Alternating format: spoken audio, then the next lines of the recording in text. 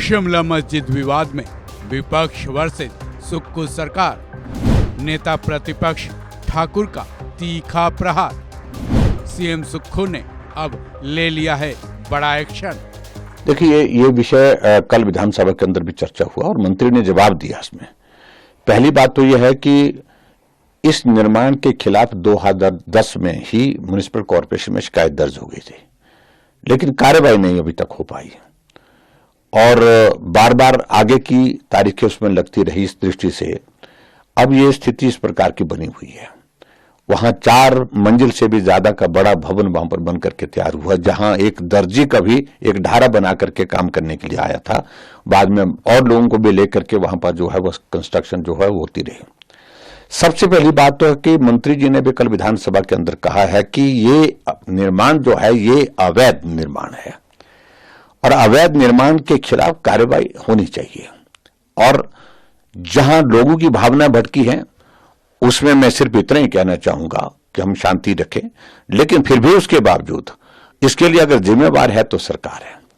क्योंकि मुख्यमंत्री जी हिमाचल प्रदेश में जब सत्ता में आए तो पहला बयान उनका यह था कि मैं 97% जहां हिंदू हैं जिस प्रदेश में, उस हिंदूवादी पार्टी को हरा करके आया। मैं इस संदर्भ में इस बात का जिक्र इसलिए कर रहा हूं क्योंकि ऐसी बातें कहने से कुछ लोगों के हौसले गलत काम करने के लिए बढ़ते हैं और परिणाम उसका ये है। और आज ये हालात बने हैं हिमाचल प्रदेश में, शिमला में, जहां देवभूमि जिसको हम कहते हैं, वहां हिंदुओं को आकर के जो है हिंदू संगठनों को आकर के अपनी बात कहने के लिए सड़क पर आना पड़ा है। और मेरा अब इसमें ज्यादा विषय नहीं है, मेरा सिर्फ इतना ही कहना कि इस पर कार्रवाई होनी चाहिए, तुरंत कार्रवाई होनी चाहिए। मैं देख रहा हूं कल मंत्री कुछ बोल रहे थे, विधायक भी बोल रहे थे, मुख्यमंत्री कुछ और बोल रहे थे। स्वाभाविक रूप से मुझे लगता है कि ऊपर से कुछ संदेश आ गया। देखिए, मैं तो सिर्फ इतना कह सकता हूं कि किसी भी प्रकार की वारदात ना तो हम प्रदेश में होने देंगे और ना ही किसी समुदाय को हमारा तंग करने का मकसद है।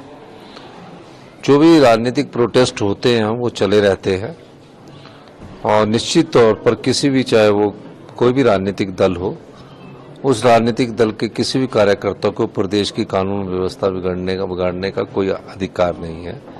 ये मैं स्पष्ट तौर पर कहना चाहता हूँ। लेकिन हमें कई बार छोटी बात भी बड़ी बन जाती है, तो हमें इन चीज़ों पर अभी ध्यान नहीं देना चाहिए। थोड़ा बहुत प्रोटेस्ट अभी चल रहे हैं और हमारे जो वहाँ के लोकल एमएलए हैं और हमारे मिनिस्टर, उनको मैंने समझाया है, वो सब लोग बात कर रहे हैं।